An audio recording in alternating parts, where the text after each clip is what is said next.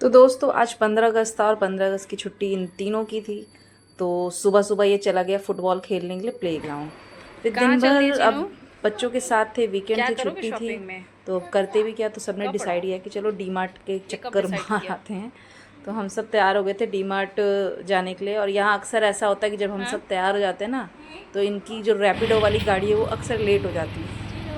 तो मैं इसी बात पे बोल रही थी, और छोटा वाला क्या, बस तैयार हो गया तो निकल चलो। तो फिर हम लोग जैसे तैसे निकले। और पता नहीं, जब हम लोग आधे रास्ते पे पहुंच चुके थे तब हमने देखा कि यार सड़कें तो कुछ ज़्यादा ही सुनसान है। फिर जब हम थोड़ा सा और आगे बढ़े तब हमें ना धीरे धीरे एहसास होना शुरू हो गया कि कुछ तो गड़बड़ है। तो गड़बड़ ये थी कि चंडीगढ़ में एक प्रोटेस्ट हो रखा था, जिसके वजह से मेजर जो रास्ते थे पुलिस ने बंद कर रखे थे। तो क्या कर सकते थे, अब निकल आए तो पहुंच आए। पहुंचने के बाद हम लोग डी मार्ट, ये एक्चुअली ना मोहाली सेक्टर में पड़ता है, तो हम यहाँ आ गए शॉपिंग करने के लिए थोड़ी देर के लिए।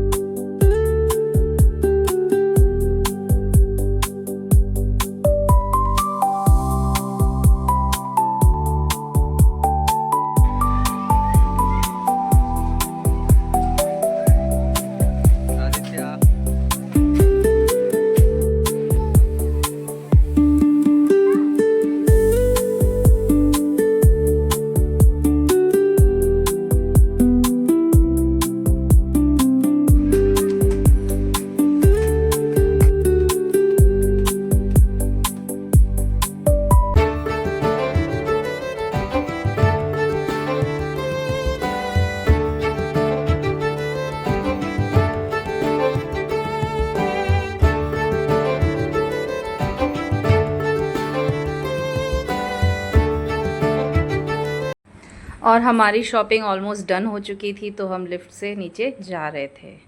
और चीनू को इस पे बैठने का बड़ा ही शौक चढ़ गया था।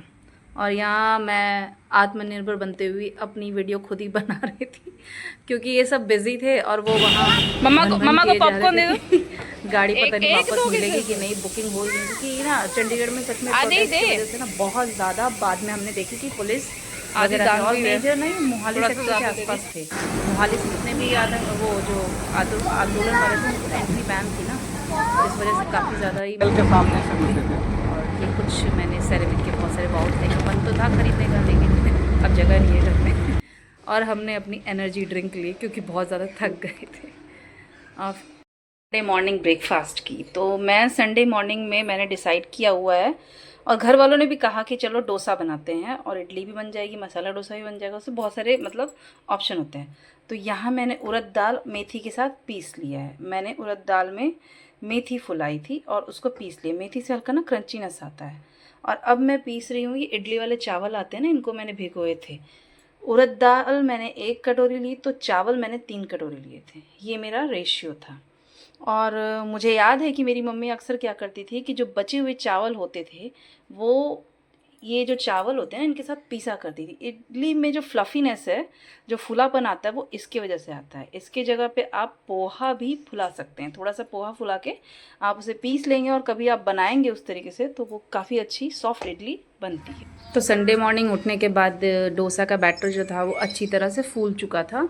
ये अच्छे तरीके से फर्मेंट हो रहा था। मुझे डाउट हो रहा था क्योंकि मौसम ना यहाँ पे थोड़ा सा ठंडा भी हो रखा था बारिश की वजह से, लेकिन ये ठीक ठाक मतलब डोसा और इडली बनाने भर का ये फूल गया था। तो मैं चलो खुश हो गई क्योंकि जब ये बैटर नहीं फूलता ना तो कई बार बहुत गुस्सा आता है। और ऐसा नहीं कि खाना हमेशा परफेक्ट ही बनता है, मैं बहुत ज़्यादा गलतियाँ करती हूँ लेकिन मैं लगी रहती हूँ। यहाँ मैंने तैयारी कर रखी चटनी की, तो यहाँ मैंने डाले मैंने लहसुन को सुबह उठाया कि पहले नारियल पहले मैं इनको पीसूंगी, क्योंकि मुझे नारियल वाली चटनी बनाई थी। और ये जो रोस्टेड चने के दाल होते हैं और मिर्च ऐड करके, और ज़्यादा कुछ नहीं, इनसे अच्छा टेस्ट, इन्हीं को पीसना था मैंने। तो मेरी नारियल मैंने कड़ी पत्ता, राई और लाल मिर्च का तड़का लगा दिया।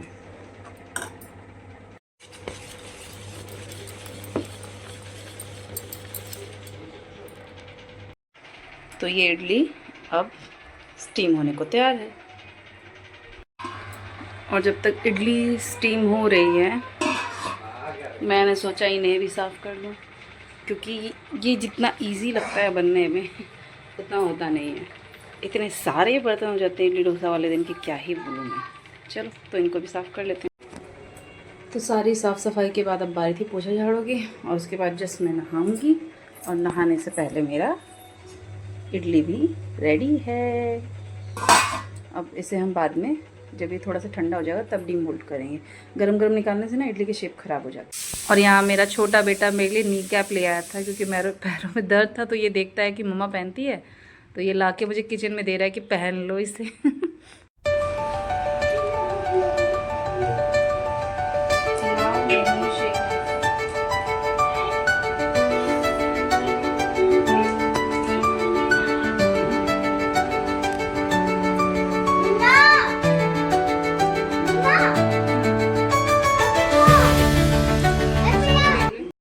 तो ये मसाला डोसा बन के रेडी है। अब मैं ये देने जा रही हूँ। ये मूंगफली नारियल की चटनी है जो मैंने पहले बनाई थी। फिर शाम के टाइम पे हमने सोचा कि चलो छत पे चलते हैं। मौसम थोड़ा अच्छा हो रखा था, तो बड़ा वाला बेटा तो खेलने चला गया पार्क में। मैं, हस्बैंड और छोटे बेटे के साथ हम लोग छत पे काफ़ी देर तक बैठे, बातें किए और इसी तरीके से एंजॉय किया। आई होप कि आपको ये मेरा वीडियो अच्छा लगा होगा। अगर अच्छा लगा तो प्लीज़ मेरे चैनल को लाइक, शेयर और सब्सक्राइब करिए। Thank you.